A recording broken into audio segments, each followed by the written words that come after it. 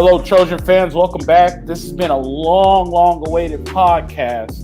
I know I've been gone for a while, but I'll explain that in full circle. So, I've been wanting to do this podcast for a while, and this one is about Lincoln Riley's offense and his expectations and what we're going to expect out of Lincoln Riley. So, originally, I wanted to do it with Dart, and then we get the news that Dart enters the portal.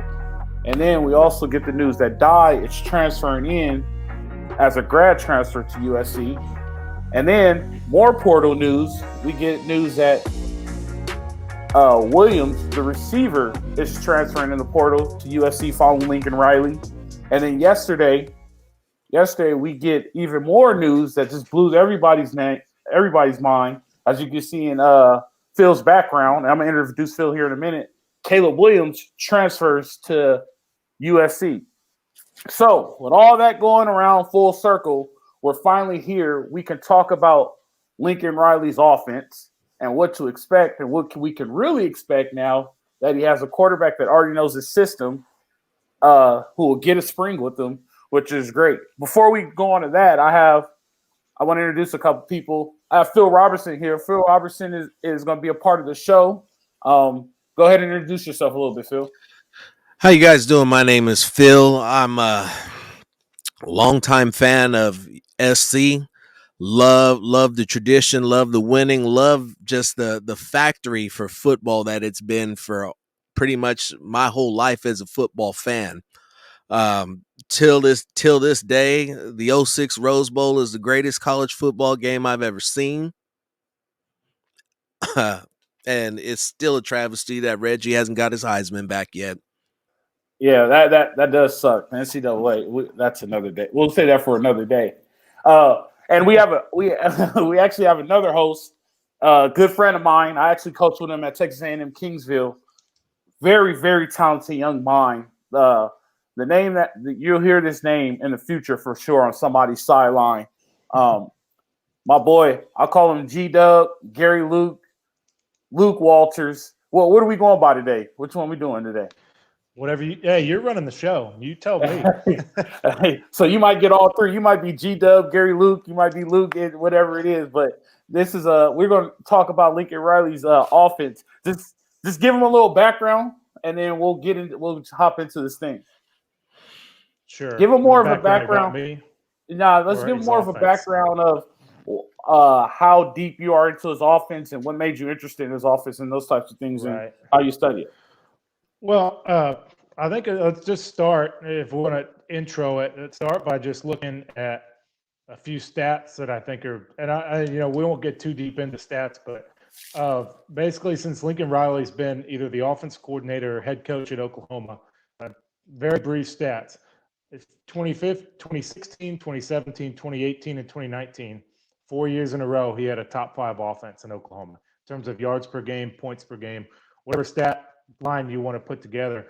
Oklahoma was right at the top. And then the outliers were 2015 and 2020, which were both top 15 offenses. So clearly over the last really 7 to 8 years at Oklahoma, put together really spectacular offenses that are explosive, that make use of their best players, and do a really nice blending certain offensive aspects together. So to understand Lincoln's offense, I think you start by understanding kind of where he came from, and I guess from there we can jump into the history. The history and the intro kind of go hand in hand. But where Lincoln started is he kind of got his football roots, or his feet wet, is he was a walk-on quarterback at Texas Tech. And he played there under a guy by the name, I'm sure a lot of us have heard of, Mike Leach. And Leach ran the air raid there. So Hal Mumme and Mike Leach are guys kind of considered the founders of the offense, which is based on a small number of passing concepts that really spread the field and throw the ball on more down the ball traditionally. And from that staff alone, you have a number of guys that end up going on to bigger jobs. You have Cliff Kingsbury was a quarterback there, Lincoln Riley, Dana Holgerson, now the head coach at University of Houston, longtime head coach at West Virginia, and Sonny Dykes, to name a few. And you could keep going and going and going. Obviously, the system itself, which was created by Mummy and then kind of changed by Leach revolves around basically 4 wide receivers, a core number of passing game concepts, and a reliance on evenly spreading the ball throughout the field. Like Leach talks about how he really wanted to have, from his running back to all 4 of his receivers, get 5 to 6 catches evenly distributed a game. There's a number of things, though, as Lincoln Riley went along. After leaving Texas Tech, he goes on, and his first job as a coordinator at a very young age was at East Carolina. And there you kind of see the beginning of the change, but he ran a lot of traditional air raid stuff, Y cross, Y shallow. They ran a ton of inside zone. And from there, you kind of see him get his first chance and crack at calling an offense. But really more than that, like the air raid itself is based on a lot more of how you practice, the reps, the number of reps you get, the limited number of plays running, not only in different formations, but getting really good at a small number of plays and placing a lot on the quarterback. Now, what Lincoln Riley's done and where it's changed is Lincoln Riley has kind of tweaked and souped up the run game version of the air raid. Leach and all them are still known for throwing the ball 40, 50 times a game or whatever. But Lincoln Riley really understood to be successful and be as explosive as you possibly have to be, you have to be able to run the football. And you have to be able to pair it with different formations and different personnel. Really, the only guy still running the air raid is Leach. Everyone else has changed to some degree or another. And that's kind of where you get Lincoln Riley. So a little bit of history of where he came from. Obviously, after he was at East Carolina, as the offense coordinator, he goes to Oklahoma and is the offensive coordinator for Oklahoma under Baker Mayfield, and then ends up succeeding Bob Stoops after, I believe it was 1 year, become the head coach there at a very young age, and then obviously have the success he has. We can run through it. 2 Heisman quarterbacks, 2 number 1 draft picks, 3 current NFL starters, and Caleb Williams, who produced an all-freshman season in the Big 12. So naturally, a lot of good stuff. And if you want, we can kind of jump into to looking at what is the base of his offense, right? Well, hold on. I was gonna get to the point of and you kind of touched on that. So Lincoln Riley is kind of whatever he touches turns into gold, right? So like you mentioned, he had 2 Heisman Trophy winners, Kyler Murray and Baker Mayfield. Caleb Williams just an outstanding season, even though Caleb Williams, I believe, started after the 3rd game, right? Third or fourth game, right? And still put up great numbers. So he is one of those guys that you call, I guess, the quarterback whisperer as an offensive guru type thing. Like he always puts the guy in the best position possible to make his team. He always puts let me rephrase that. He puts his quarterback in the best position possible to put his team in the best position possible, if that makes sense. I know you've seen that a lot from Lincoln Riley at Oklahoma.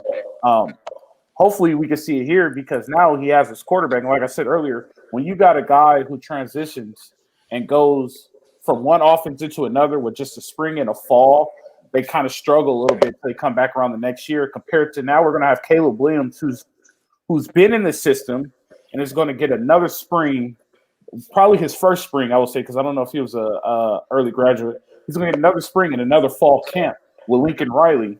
You know what I mean? And a system where pretty much in a state where you don't have to worry about weather. So you get plenty of reps and can make it through the whole camp, not have to worry about thunder and lightning, even though those programs probably had domes. But the adversity is less, I guess you could say. So with that being said, we could get into so you said you want to start going into the base, run, pass game, those types of things. Phil, you got anything for him? No, because actually I was getting ready to roll into the concepts as well. That's what I was curious in. You had mentioned something about the turnover, and I caught your last show about that particular turnover and going from player to player. With bringing in his number 1 receiver from OU as well as his quarterback, how much further does that set USC ahead in its acclimation to the offense? Well, I think number 1, part of the system that started with Leach, but Lincoln's done a good job of adapting and taking that part, is it's partially designed to be very plug and play friendly for quarterbacks. There's a limited number of concepts they have, and most of the reads are what's considered pure progression reads, which means it's designed to beat any coverage. They're going to read number 1 to number 2 to number 3 to number 4.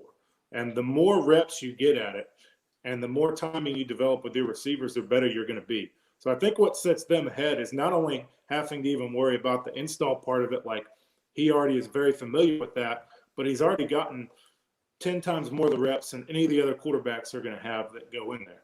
So that helps set him apart. And then obviously having timing with with your best receiver coming in is huge too.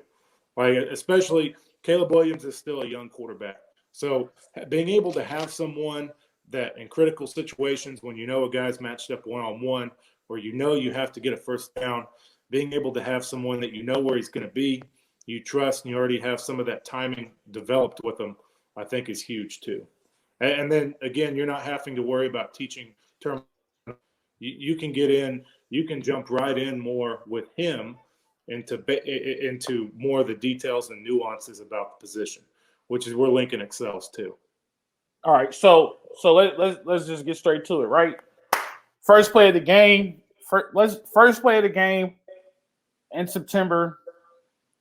I know there's a lot of game plan that goes into it, but what will be his base? Like, what is he going to game plan around? What is he going to try to accomplish, run and pass game wise? Well, from what I've gathered and when I watch Oklahoma, I think obviously when I've watched Oklahoma under Lincoln Riley, I think it really starts with counter. I don't think you can talk about Oklahoma's offense without talking about counter. And they found as many different ways to run counter as possible. So just to break it down for anyone who doesn't know what counter is going to include however many offensive linemen you have on the play side. It's considered a gap scheme because they're all blocking down on a gap. Okay, and they're all blocking down, and then you're pulling guys that are going to block play side. So to give you an example, normally if the way they'd run it, they'd have their 3 offensive linemen would all block down, and then you're going to pull the guard, and the guard's going to kick the in man on the line of scrimmage. They're not going to block that guy, and then they'll have a second guy, whether it would be a tackle or another fullback in the backfield, who would wrap and block the play side linebacker. So in essence, as simple as it can be, they're washing everybody down, and they're kicking and wrapping the 2 guys on the play side.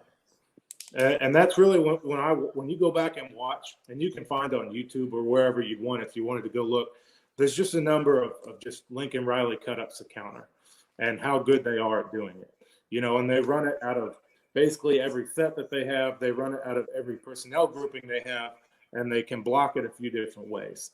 I think the way that they were really good at running at Oklahoma is they ran what's known as GT counter. And GT counter just means the guard's going to pull, and he's going to be known as the kick guy. So he's going to try and kick the in man on the line, and then the tackle's going to wrap. And normally the play's going to hit inside. Now, what you'll see too, and what Oklahoma is really good at, is if you have a good defensive end, as Roe would tell you, sometimes they'll want to spill that, which means that they don't want counter to hit tackle to tackle, which means that the end's going to try and stunt inside or go inside and crash hard inside of whenever he sees the tackle down block. And then the guard has to do what's called a log block, which means instead of kicking him out, he's now going to turn and seal him inside, and the tackle will work to wrap to the first thing outside, and the play bounces. And those are where you get some of the more explosive plays you see in their offense. They also run a lot of what's known as GY or GH counter, where now it's just a fullback or a Y on the backside who's blocking, and then the tackle on the backside would end up locking up on the defensive end. So very similar to what if you guys watch a lot of the playoffs, it's not the exact same thing, but if you guys watch the 49ers, what Trent Williams was in that position when he was in the off position, and he came across without the motion, so they'll come across and they'll bring another puller through and they'll run counter that way. Just an example for people to visualize in their head. Sure, exactly. Right. Oh, go ahead. Oh, no, I was just agreeing. I've been sitting here writing down, taking my notes. Well, and so counters are top one, I think, run game wise. Obviously, just like any spread system, they're going to have their fair share of inside zone, and inside zone is just basically, again, the linemen aren't necessarily blocking a certain man. They're blocking a gap or a zone over. And a lot of times you're going to get a double team by the play side tackle and the play side guard. and a double team by the center and the backside guard. And then usually you're going to do one of two things with the backside tackle. Either he's going to lock the end, and normally that's paired with some type of RPO, or he'll work up to the backside linebacker, and they'll read the end on the backside, which they've done a number of things with that. I'll talk more in evolution. I'm just talking base. Then another play that Oklahoma is going to run in the run game is gut. And you can call it gut. You can call it power. Version of power is really what it is. Or as Roe knows, we have a esteemed friend who calls it DAG or Dart G. Yeah. Really all it is on the backside, they're going to lock the end with the backside tackle. And then they're going to double team the defensive tackle on the play side with the play side guard in the center. They're going to base out or block the 5 technique or the defensive end, and they're going to pull their backside guard, and it's going to look to hit inside. And that's another thing that Oklahoma runs a lot of RPOs off, and then naturally they're going to run some version of stretch or outside zone, which means they're just trying to wall down and pin. They don't really run outside zone as much I see of doing like you see in the NFL playoffs of the wide zone where there's a lot of cutbacks. When they try and run it, they're going to try and get outside more often than not.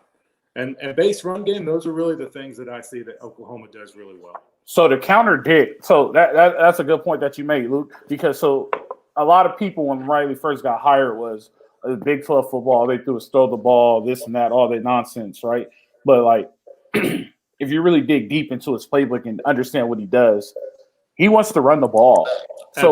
So when he plays against teams, i.e., Oregon State, Utah, Stanford, on good years with Washington that has those big aggressive defensive lines, he's going to try to hit them in the mouth. It's not just going to be, let's just get the ball out fast and throw it. He's going to try to establish a run game up front, which is the reason why I believe Dye is a good pickup out of the portal, right? Because he hits the hole. He's one cut and go, right? It's not necessarily looking for the big run, but and correct me if I'm wrong, run and counter and things like that is let's get 6 so we can get in second and manageable. If we get 5, we're still in second and manageable and we could do our next thing. So by Dye being that one cut and go guy, he's not afraid to get in between the guards. That's a big pickup for SC because it goes well into the counter game. Right.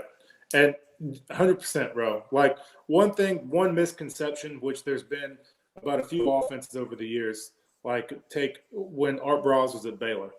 You know, everyone always associates with the big passing game, but their number one thing that generated everything else was the run game, because then it allowed them to have tempo, because the only way you run tempo effectively is when you're moving the ball.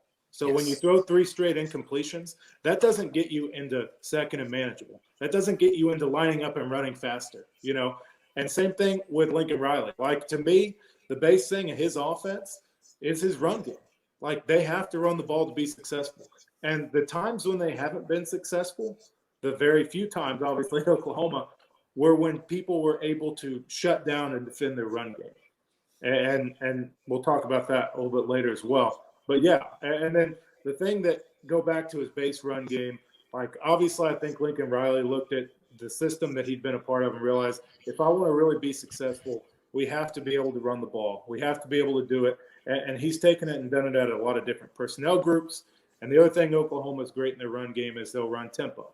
They'll run what's known as one-word calls, which means I guarantee that when Lincoln Riley gets to USC, when he's installing his offense, for GT counter, they're going to have a one-word tempo play for GT counter, whatever it may be. You could say it could be whatever word it would be. You know, it could be Trojan. Hey, Trojan, we're the Trojans. Base number 1 play is counter. When they hear Trojan, they know, okay, we're lining up and we're running GT counter to the right. And all one word encompasses the formation, the assignments for everybody, what everybody's doing into that one word. And then that's where you have the tempo starts to wear on people. You run counter and inside zone 2 or 3 plays in a row, and then what do? Play action, screen game, you know, all the things that they build in. So all right, so now we got our run game established. We're down pat. We understand first down, very first play, you'll probably see counter. No guarantees. I'm not telling you Lincoln Riley is going to run counter in the first play of the game of next season. So don't come back and say I'm wrong. But we're saying, like, you're established around counter, right? So let's say we're successful. They run counter. We're successful. Second down, most likely you might get inside zone, but me game playing a lot of these people, you get some type of pass concept, right?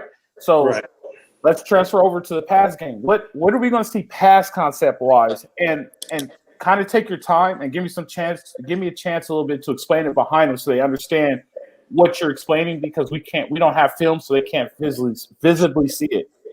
Right. Well, and actually, again, for anybody who really wants to learn the offense, and part of our Texas High School Coaches Association, Lincoln Riley actually did a virtual clinic last year, and I think you can find it for like $5 or $10, and he talks about their top pass game concepts. It's really good. And he actually talked, there's one on YouTube too, Nike Coach of the Year Clinic, Lincoln Riley breaking some of that stuff down. And really, I think Lincoln has, within their pass game, let's talk for a second, big picture. So any type of pass game is broken down into families, and by families, you mean there's concepts that are paired together based on the timing that you throw them with and what you're looking to attack the defense with. So really within Lincoln Riley, I see it. They're going to throw their fair share of, like everyone does, their quick perimeter screens, which are their now screens, which a now screen is just a one-step pitch screen to the outside receiver. And then they're going to throw their bubble screens, which usually means the slot receiver, whether he's the innermost slot, whether he's number 3 receiver, you counted from outside in, 1, 2, 3, or their number 2 receiver, if there's just 2, runs just a bubble route. And everyone probably knows what that is, but he's just taking a couple steps back and bubbling at the line of scrimmage. And a lot of times Lincoln will pair that with a run game concept. So that's kind of where you get the very intro to the RPO game. And a lot of times they'll tell us quarterbacks before the snap, I'm sure they teach it, where if you like the numbers to throw the hit screen or the bubble screen, you're going to throw it. If not, we're going to do our run game concept. And that's a part of what they do. Probably not as much as others, but they do it some. And then you obviously have quick game, which is where really the design's just to get the ball out of their hands quickly. And then you have a drop back game. A drop back means the quarterback's taking 3 steps from the pocket, and routes are usually developing a little bit farther down the field. And then the fourth category, which is where Lincoln's really good at too, is the PAP or boot game. PAP means play action pass, and boot's obviously a form of play action. And really that's where they generate explosive plays. All play action is whether it's counter, which they've done as good of a job as anyone, or inside zone. The quarterback will sell hard and stick it in the gut of the back, and then he'll pull it out, and routes sort of develop down the field. And then boot game is nothing more than the same as play action. They're going to sell outside zone, they're going to sell inside zone, and then the quarterback will actually boot out, which means he'll get depth and boot out of the pocket and set up and throw. So let's talk. Hold on, Luke. Before, and so you guys are going to hear a lot that Lincoln Riley loves RPO. So you guys got to understand that play action off the inside zone, like you said, PAP, any type of boot action, play action off the inside zone. If all 5 men are sitting there blocking, it's not RPO.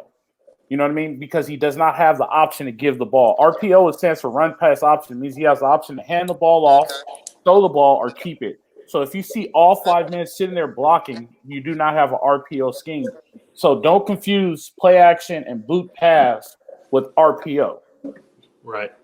And that's a good point, Ro. And to be honest, there are times, if you go watch their film, where probably only Lincoln Riley knows whether or the quarterbacks and the people there know whether it's an RPO or play action. And you see that on Sunday too, when you're watching and the announcer says it's an RPO and it's really just a hard play action, because you can pull a guard and sell hard downhill, but still have it pre-designated that you're going to throw the ball, and it's just part of getting the backers to step up and then normally throw the ball some type behind them.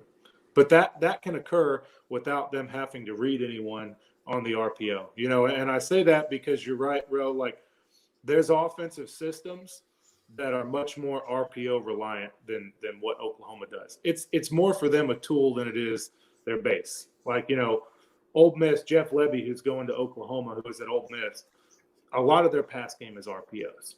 Oklahoma has more of a pass game. They have concepts within their pass game. Go ahead and finish on the pass game. And I didn't mean to cut you off, but you were in a groove. So you stopped with boot and sprint pass. Right. Well, let's talk about some actual concepts they run, and some of their base ones. So, like we talked about, counters their base run game, right? Really, when I think you talk about Lincoln Riley, and if you'll ask him, they're very open about this. Their number one pass play is what they would call Y cross or Y climb, and it is an air raid play. And to take down the basics of the play, what it usually is going to consist of is by the slot receiver or the number 2 receiver in the formation is going to run what's known as a cross or a climb route. So if there's any initial outside backer, he's going to work to get underneath that guy, and then he's going to climb over the top of the 2 inside linebackers and usually end up at a point on the other side of the field, 18 to 22 yards down the field. Okay. And then the other receiver on that side usually runs some version of either a post or a post curl.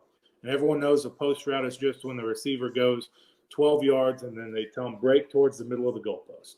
It's the deep home run ball. And then all a post curl is he goes 12 yards, he breaks towards the goalpost, and then at 15, he's going to shut it down and work back to the quarterback. And, there's some obviously level of debate on whether some people think they teach it where he's going to read the post route. Some people think it where, like, if the safety's way over the top, then I'll shut it down and run a curl. And if he hasn't beat, then I'll run the post. I really don't know because I'm not in the room. And then to the other side of the Y cross, there's any number of things that you can do.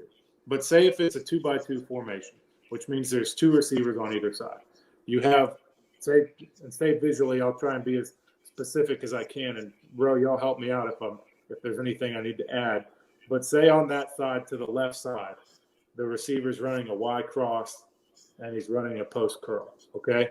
To the right side, the furthermost outside receiver will run just a vertical route, and then the number 2 receiver will run some type of 5-step speed out or an option route where they give him the option to work either inside or outside based on the leverage of the defender. And here's where the offense that stems from the air raid that Lincoln's put is why I think it's made it very easy. They've generated explosive plays because there's a lot of coaches you'll listen to and talk on clinics who say, well, if it's 1 high, we're going here. If it's 2 high, we're looking here. If here, we're going to alert this versus press and that and convert all that. I think they kind of have simplicity in what they do in terms of saying the progression is not going to change. They're going to know what's called a peak or an alert to the outside receiver running the vertical route, which means if it's CeeDee Lamb or D.D. Westbrook matched up on a corner that they like, then they're going to maybe take a shot at it, okay? But if not, then all they're going to do is read the speed out or the option route or whatever you call it by that number 1 receiver to the Y cross, to the post curl, to the back flaring out of the backfield. And that's really how they're going to read it. And it's very progression. I believe that one of the things they do that makes them is they get so many reps at that exact same progression. 1, 2, 3, 4. And even though 1 and 2, don't get it confused, they're going to try and hit the Y cross as much as they can. So that's really one of their base. And if they ran it out of a 3-by-1 formation, the only difference would be the number 3 guy usually is running the Y cross. Then the number 2 guy on that side is running the flat. And number 3 would be running the post curl. And then normally you'd have a flare route by the back to the single receiver side. And the single receiver can run a fade, run a vertical, or they can tag him on a post. And that's really one of their key progressions. And while it is a part of the drop back game, the beautiful thing about Y cross and the way that Lincoln Riley runs it is it's also a big part of their play action game. Because where's Y cross trying to attack, Ro? The middle of the field. The middle of the field, right? So if you're getting a lot of heavy, stick the ball in the back's gut, you're going to get what? Backers step up. Yep. You'll see him hit a lot of stuff over the middle. Throw it Okay? off his ear, as I would tell people. The Right. quarterback trying to throw it right off the backer's ear. And then when the safeties begin to play up, then you hit your post over the top.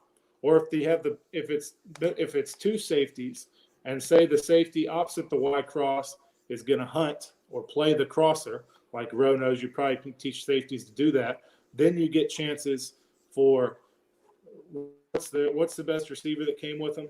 Williams. Then you get chances for Williams to Williams for big gains on the vertical route, and they can tag any number of route combinations on the first read in the Y cross. Like, you say Oklahoma run, I said they run a lot of now screens, right? Where they'll run a one-step hitch to the outside and the slot receiver would go block the corner. Well, another concept they'll do is they'll run a one-step hitch and then they'll go stutter at the corner and run a wheel route off that. And then that's their number one. And now they just read it what? Stutter to Y cross to post curl to back in the flat. Yeah. So let me ask you this. Are we going to get a lot of slot fade out of Lincoln Riley? Yes, you will. And that's so actually oh, go ahead. I don't mean to cut you off. So if people don't understand, slot fade is a defensive nightmare. I don't care who it is or who you're dealing with, from Belichick all the way down to the top NAIA defensive coordinator. Slot fade is a nightmare to defend because of the way it works. Luke will explain it more, but slot fade is going to be a big play for SC because they have some good receivers coming in, and they have some guys that are already there. Plus, I think what they get with Rice, he'll be a big slot fade guy. So, Luke, go ahead and explain slot fade before we move on to the next subject. Right, and slot fade is actually another tag they can do with Y cross. They'll go slot fade to one side and Y cross to the other. So what I just described first is that's just known as a fade out concept, and that's one of the most universally used concepts at all three levels. Right, a fade by the number one receiver and an out by the number two. Okay, and the read's usually the cornerback.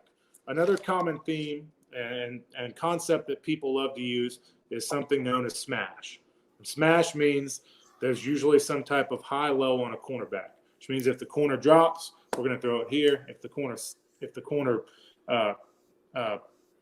doesn't drop, if he just kind of shuffles his feet, then we're going to throw over the top of him. Give credit to the smash creator. You got to give credit to the smash creator, Gary. Come on now. Who created smash? Come on. I do not know who created the ball coach. The old ball coach created smash. Steve Spurrier, Florida. Oh, Old ball coach. I haven't heard that name in a while. The ball coach created smash. Because he was getting a lot of too high shell, and then because of cover two, and then that's when they started running smash with Danny Warfel. Yeah. There you go. Wow, either.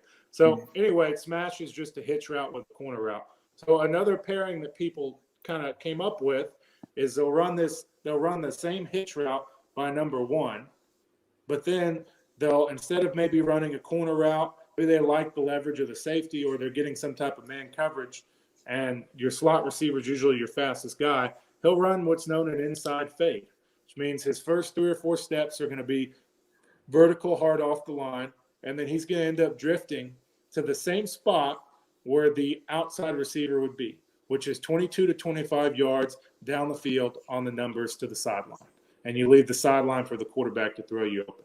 And what it does is it creates tremendous stress, like Rowe said, on the field safety, and that's a lot of ground to go cover, and you're getting a faster defender doing it. And on top of that, if he knows he's matched up on the safety, he'll stem at the safety, maybe even stutter inside for a second, and then work off of it. And if you get middle field open cover, or middle field closed, which is what's known as when you get one safety, what they're known to do too, and Oklahoma will do it, is they'll just run slot fade on both sides. And then it turns into, if you get middle field closed, what the answer forever was to run 4 verticals, right? But what defenses got good at, Nick Saban and all them, is they started matching it.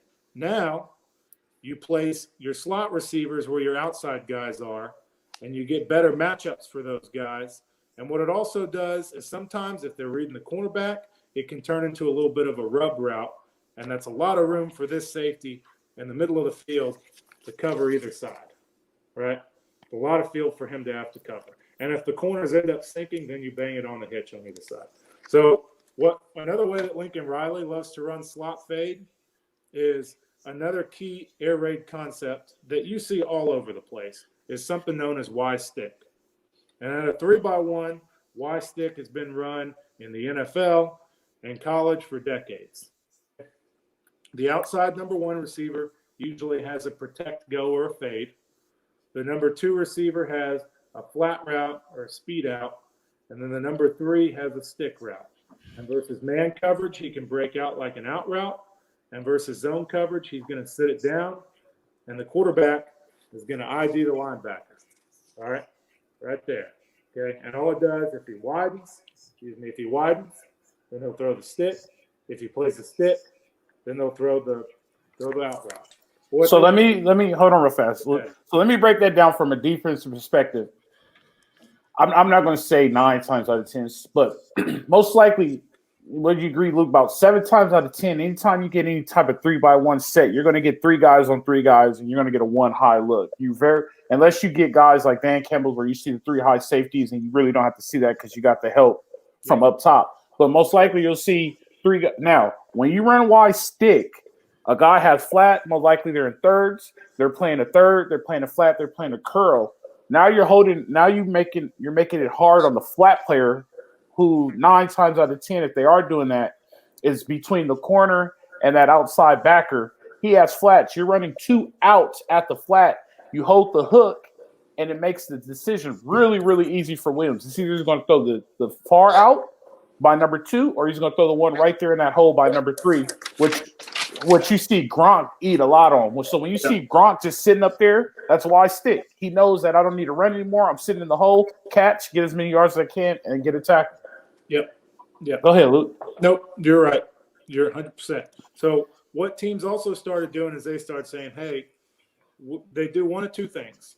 They'll either just go man coverage on the entire trip side, which means they'll put 3 over 3, and then that kind of makes the play dead because the speed out and the go, if you don't like your matchup and you match the stick, then you don't have a numbers advantage, right? They will do that, or, again, they keep their safety high, and they play the backer, or your flat player would jump the stick, and they'll jump the corner on the speed out. They'll have the corner play what's known as cloud coverage. And it's cloudy because they call it cloud because I don't know why they call it cloud. Probably because it makes it cloudy for the quarterback. So what does Lincoln Riley do? Yeah. And Lincoln Riley's not the only one. Sean Payton for the New Orleans Saints does a great job with this concept as well. But they just run slot fade out of that stick concept. So the Y still runs the stick or the hitch or whatever. But now the number 2 will run the slot fade, okay? And the number 1 receiver ends up running the hitch route. And that way, if you get man coverage, which is always tough versus Y stick, or if you know you're getting some type of man match coverage, now you have your answer where? You have your answer to the slot fade there. Or if you're seeing the corner is jumping, the corner's jumping the out route a lot, okay, the corner's playing cloud, then you hold him in the flats with the hitch, and again, you work that side pocket window with your slot fade. Long story short, you're going to see a lot of slot fade out of Mario Williams this season up the sideline. Yeah. That's going to be a big money play. So, I mean, that was great detail. That's what you're going to see a lot of, and that's just like what you say, meat and potatoes. Headsets go down. That's what we're going to call. So moving on, right? Lincoln Riley, like I said, Kyler Murray, Baker Mayfield, Jalen Hurts, right? He's had a lot of quarterbacks come through and a lot of quarterbacks be successful.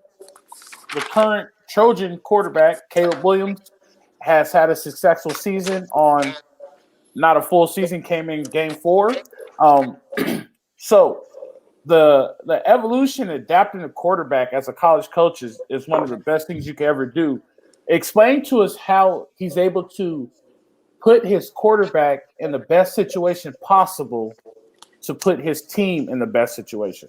Right. Let me start with the big picture. So outside of just quarterbacks, I think Lincoln Riley has a job of what his offenses have adapted. Their schemes, whether, counter, Y cross, they run a lot of mesh, inside zone, those aren't going to change.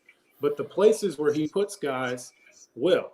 So, like, to give you an example, it's not just the quarterback that he's put in advantageous situations.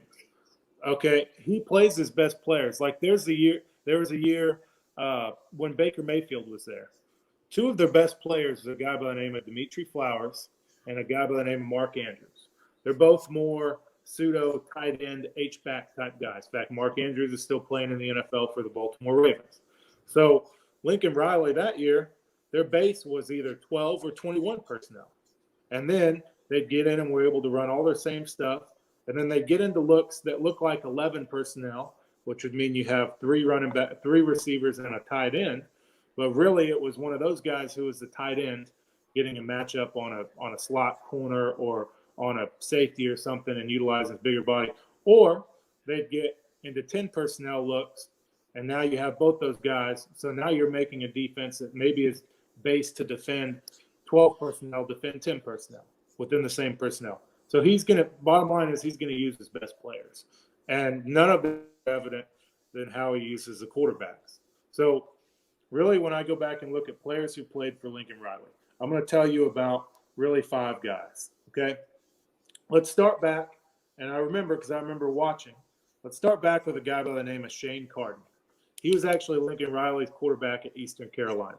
So anybody out there who's still holding on to NCAA 14, you want to go play with a fun offense, go play with East Carolina.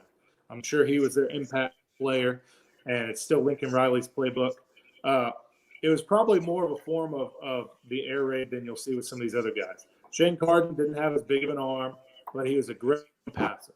And they threw a ton of Y stick, a ton of fade out, a ton of shallow, a ton of mesh, and then inside zone was their base read, right? And they really based that year. They had great tempo, and they got the ball out of their hands fast.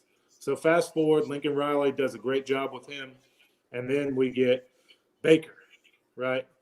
And Baker's Lincoln's first quarterback at Oklahoma. And Baker's where you see they begin to use GT counter. They have Andrews, they have Flowers, they have D.D. Westbrook.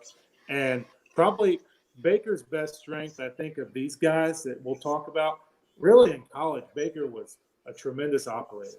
And all these guys have different things they do well, but Baker was really good, again, at getting the ball out of his hands quick, being able to read one guy. So it's where you see a number of the RPOs that he began using and a number of the pop RPOs, okay? And if you want, I can explain that real fast. Go ahead. Baker. Go ahead, real quick. So say they're running counter, okay? And that guy that we talked about, who's their other fullback, he's normally going to wrap or he's going to arc, okay? And he's going to go block a backer. Well, now, either with an RPO or they could just sell hard play action, he's going to show fake at that backer and arc to the next level. And Baker hit a lot of those. In fact, there's 2 or 3 plays when they played Ohio State one year, I think the time that Baker stepped the flag in the middle of Columbus, where they hit 3 or 4 big pop RPOs. And then on top of that, he used a lot of the boot game with Baker, and they hit big play action shots.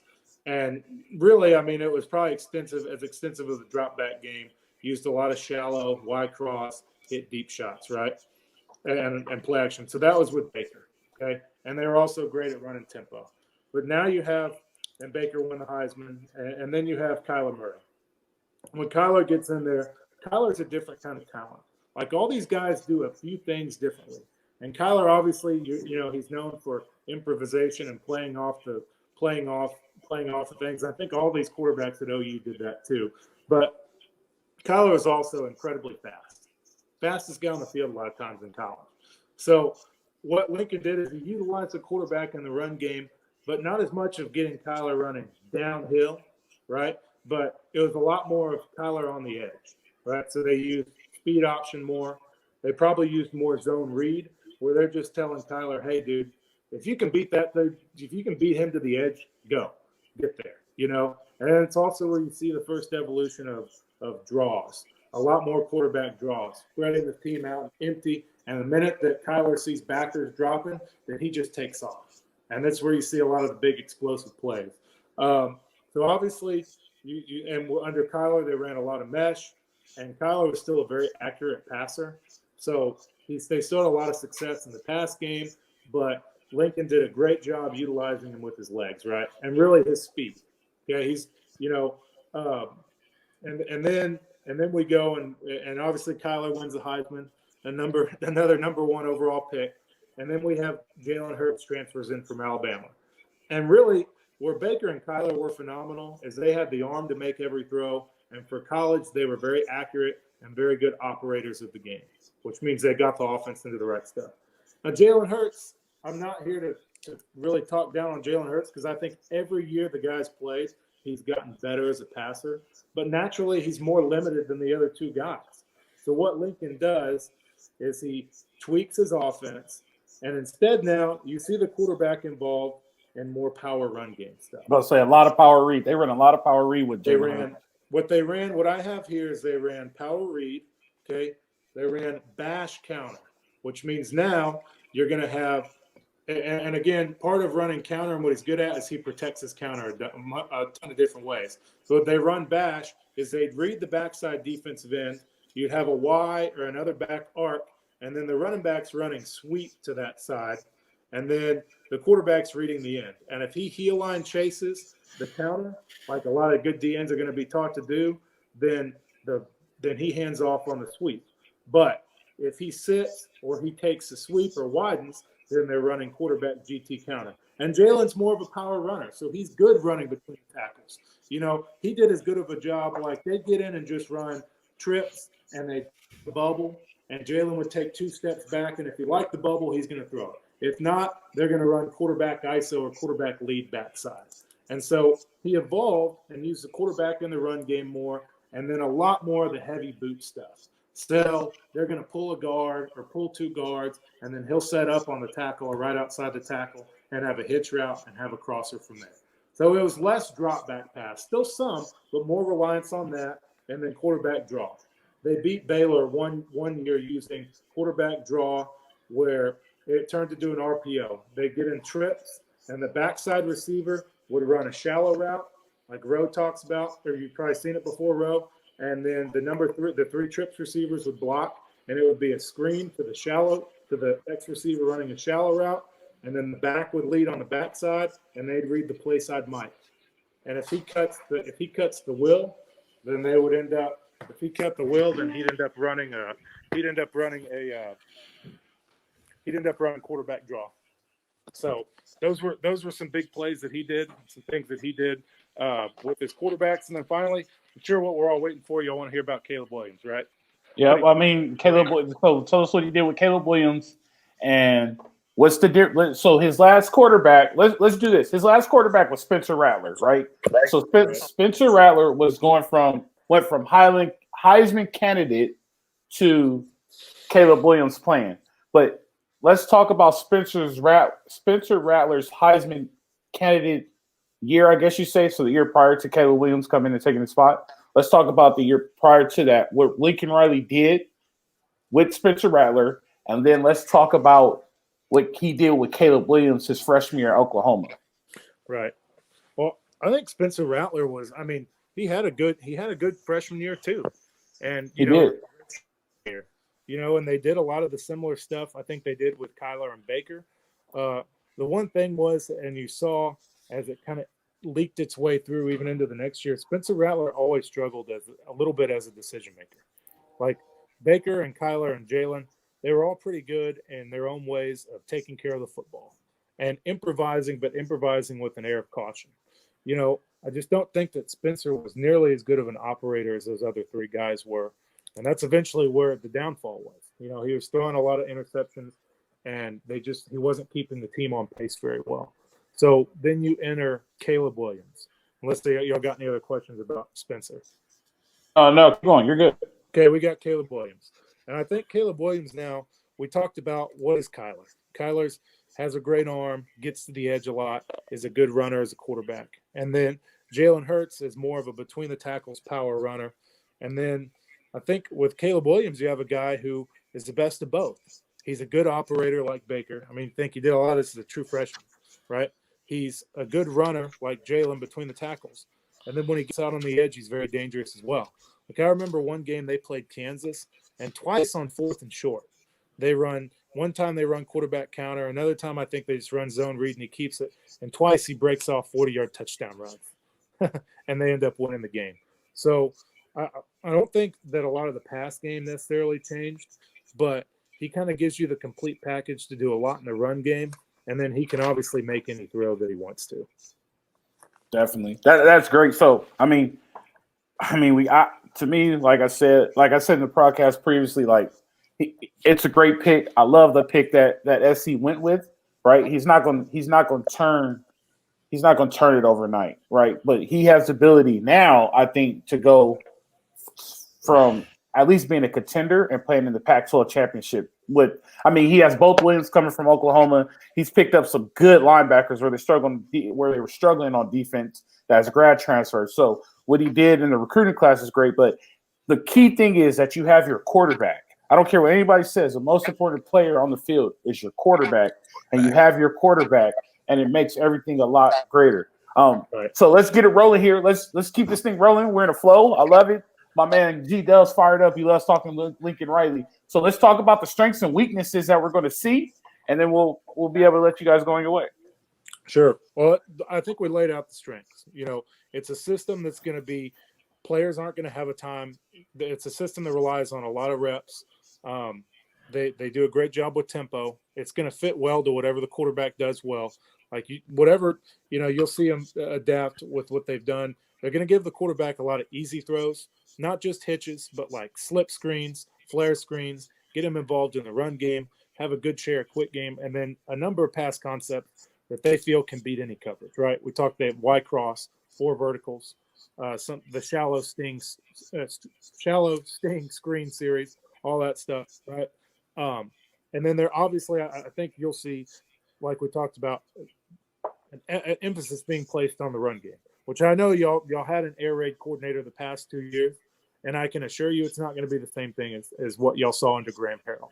Like I think you're going to see a guy that's committed to using multiple personnels, multiple formations, and a number of different running schemes that are going to be downhill and be physical and pair that with tempo and play action.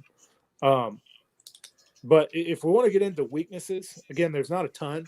Like his offensive resume has, I think, shined very strongly. But let's talk about a few. And again, this is just from just observing. I'm not by any means sitting here saying Lincoln Riley is bad at what he does. Just there have been at times where you could see the pass game has become stale.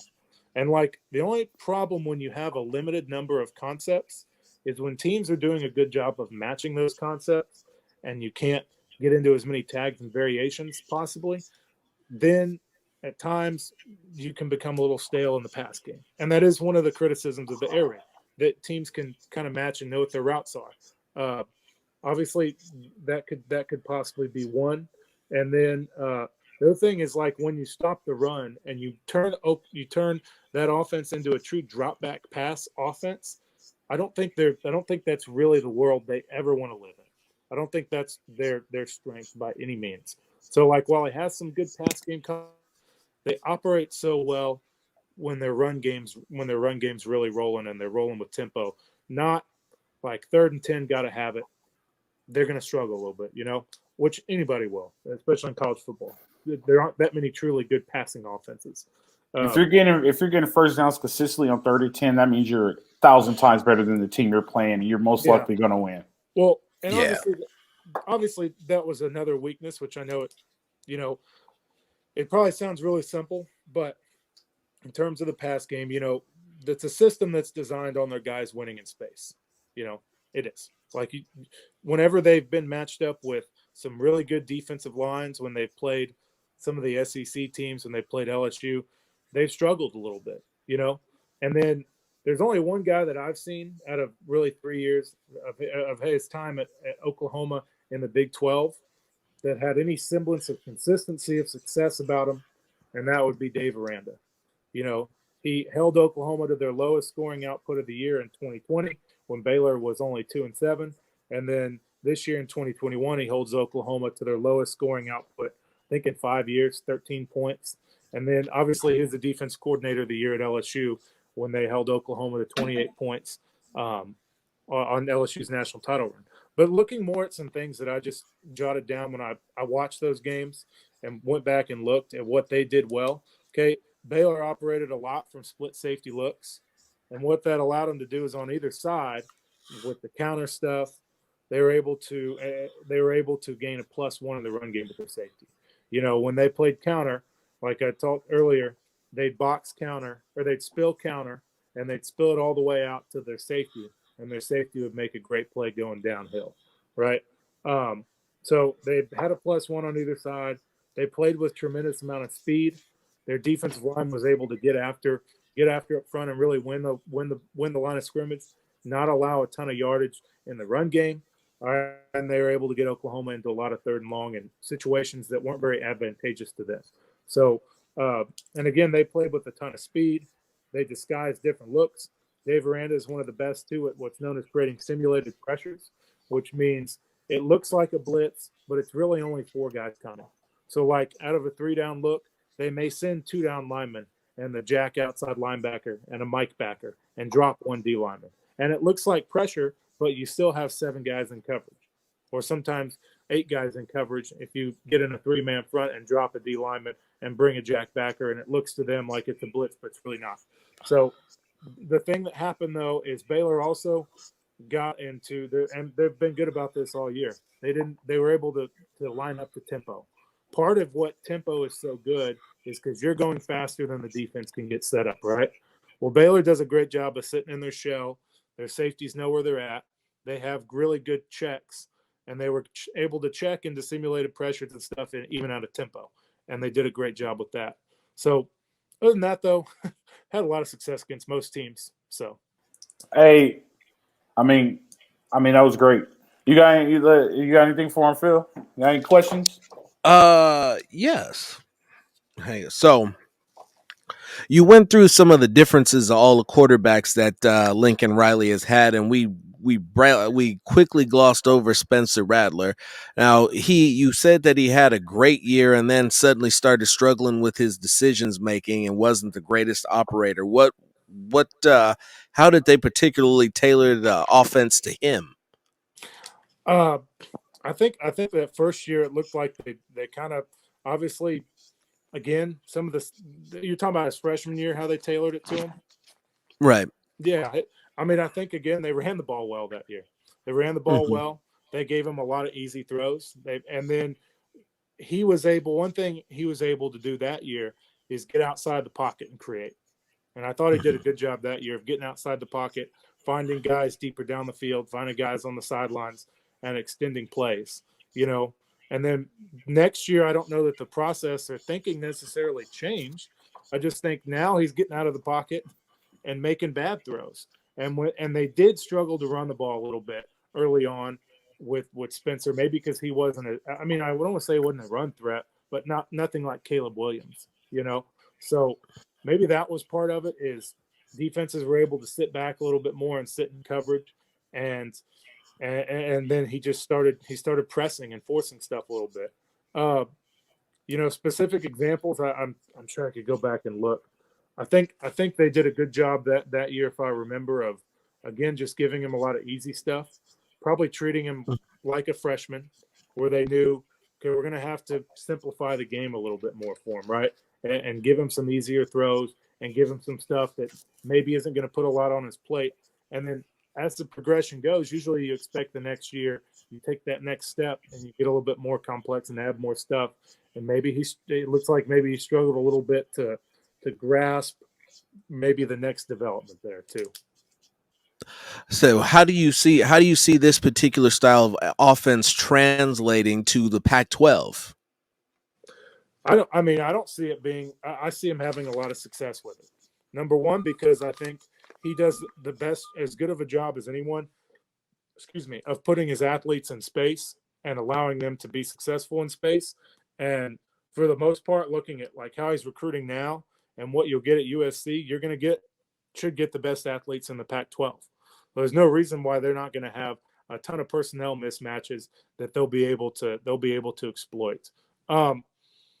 What I do see as being like Rowe touched on it a little bit earlier. One thing I do want to see them answer is like they're going to face, I think, some pretty good defensive lines in the Pac-12.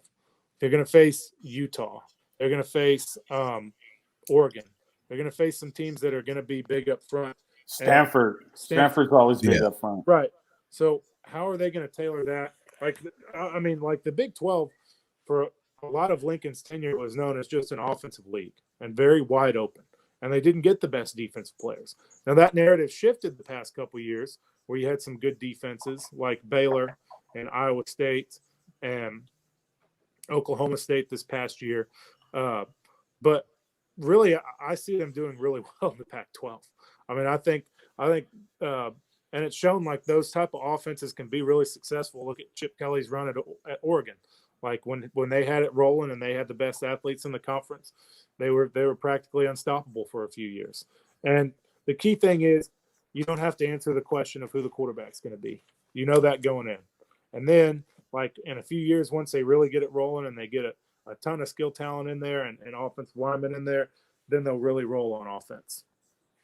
This is what I'm gonna wrap it up here. This is what I do think we're gonna see. We're gonna see a lot of big plays, which is going to be really exciting. And it's not going to be a lot of big plays in the air. We're going to see a lot of big plays. We're going to see a lot of big plays on the ground. I think Dye is going to break out a lot because I think they're able to. I think because they did bring in 2 offensive linemen, and we're going to see a lot of big plays on the ground, which creates, like you said, Luke, a lot of soft fade. You're going to see a lot of the wide cross, and it's going to get us excited, but it's not quite there yet. And I'm kind of sitting there with SC right now because it's not going to happen overnight. It's not there yet. But we're going to see a lot of good of what we're going to see in the future, which is going to lay the foundation for the Trojans to be a successful offensive team. I mean, you have the NIL now where you can make money. What better place to make money than Los Angeles, California? What better place to live with all the weather, right? I could be on a billboard in Hollywood where all the celebrities see me. I could be on a billboard in downtown LA next to the Staples Center. It could be a Kobe Bryant mural, a billboard of me as a USC Trojan, and a billboard of LeBron James, all in one area, and I get paid for it, right? And with that leading into it, you're going to see a lot of explosive offense this year. Now, on the flip side, we'll talk about this at a later date, the defense has to get a lot better, a whole lot better. But we're going to see points this year. I have no doubts we won't see points, and I'm going to keep reiterating on this. And anybody who doesn't believe me, they'll have to prove me wrong because I'm 100% certain about this. You bringing in a quarterback that already knows the system already puts you at least 10 steps ahead because you're not learning anything new. So SC's already ahead. They're going in the spring like that. They're not going in the spring teaching. They're going in the spring getting better, right? Now, the receivers and everybody who hasn't been there, who hasn't been in the system, they have to learn it. But you also have Mario Williams, who already knows the system, who's a big-time playmaker. So that's already a plus. So now we're +2 on the rest of the conference. Compared to the rest of the nation, not yet. But eventually we'll get there. We just have to give it some time. I have no doubt in this offense, and I've always said it before, I love the hire. You guys got anything else before we close this out? Go ahead, G-Dub. I'll wait. I'll go last. Okay. Good point, Ro. And by that, I do think they'll be successful. That doesn't mean that like round one, day one, there won't be struggles. Like, Right. Lincoln walked into a little different situation at Oklahoma. Like he inherited a team that was 9-4 the year before they got there and had some offensive struggles, which is why Bob Stoops brought him in, who actually the guy who he brought him in for replaced is Josh Heupel, now the head coach at Tennessee. But there's a lot of pieces and talent already in place, right? And I'm not saying that USC doesn't have talent. I obviously don't know nearly as much about the roster as y'all two guys do. I just know that anytime you install a system, there will be some growing pains early on, but eventually, like they'll get there, and you'll probably see a lot of growth from the start of the year to where they click towards the end of the year and how they look when they really, really, really develop their identity. But part of it'll be as they get more players in there, like you said, and they get playmakers, and not just receivers. I mean, as they get offensive linemen in there. Like the other thing Lincoln Riley does is he went out there and he has connections in a pipeline in California. All right, but now he also has a pipeline back into Texas that he can pull from and get linemen and get skill guys too. So he gets the best of both worlds in recruiting too. I will say this, Gary. When Lincoln got the job at Oklahoma, he was given a GMC top of the line UConn. All the bells and whistles, you know what I mean? Getting the job at SC, he's getting more of the lower grade Tahoe. Same thing, same company, just not as good, if that makes sense. Yeah. There you go. Yeah. I mean, like under Bob Stoops, like a defensive guy, the Oklahoma had some really good offenses. Mm-hmm. And those past couple years, what led to Heupel and Jay Norvell eventually being dismissed was they just felt that they got stagnant. And he wanted to change back to what he always liked, which Bob Stoops wanted to throw the ball and run the air raid. I mean, his first offensive coordinator at Oklahoma was Mike Leach, who ended up was at Texas Tech, who coached Lincoln Riley. So you see full circle. But so yeah, there will be some more growing pains. There absolutely will be some growing pains. I expect it to be that way. Bringing in Mario Williams, bringing in Caleb Williams gives them a unique leg up over their competition just because they're simply that much better. I expect that USC will, like previous gentlemen have stated, have some type of learning curve and adjustment process, but I believe that the Pac-12 conference in itself is currently soft enough for them to be able to absorb it with virtually no issues. I think that towards the end of the year is when you'll start to see them really take off, and I expect them to win the Pac-12 South, and I expect them to probably get close to challenging Utah. I really don't see, even where their roster is now with the transfer portal, I really don't see too many tough games outside of Oregon, Utah, Stanford, and maybe Oregon State for them to have to really dig deep or come up with something special. The rest of these games they should be able to win based off of talent alone. Yeah. No, yeah, definitely. I totally agree. Yeah. So, I mean, put it all. I mean, if we're going to wrap it all up and put it in one bow, right? We're going to see an explosive offense this year. We're going to see what I like to call strategically safe but very aggressive offense with a lot of big plays. And if you watch Lincoln Riley, it doesn't happen right away when you watch it. He kind of progresses into it. The next thing you know, it's a big play. So don't expect the big play two, right? If that happens, it happens, a counter got out or things like that. But like with the portal, with Sanders, with Williams, right, with Travis Dye coming in, everything is set up for them to be a competitive team this year, which I think is the goal. The championship run starts next year. So yeah. There's no reason for us to panic right now. Like I stated before, don't put all your chips in, but we are in a good situation. But with that, on regards to Phil, G-Dub, I thank you for taking your time out with us and talking over Lincoln Riley offense. We'll see you guys next time. As always, go ahead. Say one more thing. Go ahead. Just for anyone who wants to look at some of this on their own and not take my word for it, I'd be remiss if I didn't give a few shout outs to people or things that I learned from, because I didn't just come all this by me watching Oklahoma's offense. There's a guy on YouTube called Coach's Caviar. It's actually Mark Kelly. If you just YouTube Coach's Caviar, he has about 3 years worth of Lincoln Riley breakdowns and their top plays from every single week and what they do. And it's where I saw a lot of these from. As well as Lincoln Riley, listening to him speak at THSCA, our High School Coaches Association. And then there's another great video of him on YouTube at a Nike Coach of the Year clinic talking.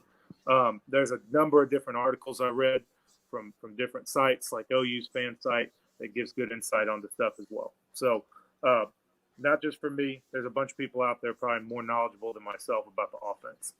Yeah, so that wraps it up. Always, Trojan fans, we're almost there. Don't get impatient. It's going to take some time. For now, we'll see you guys next time. Live free. Live strong. Fight on.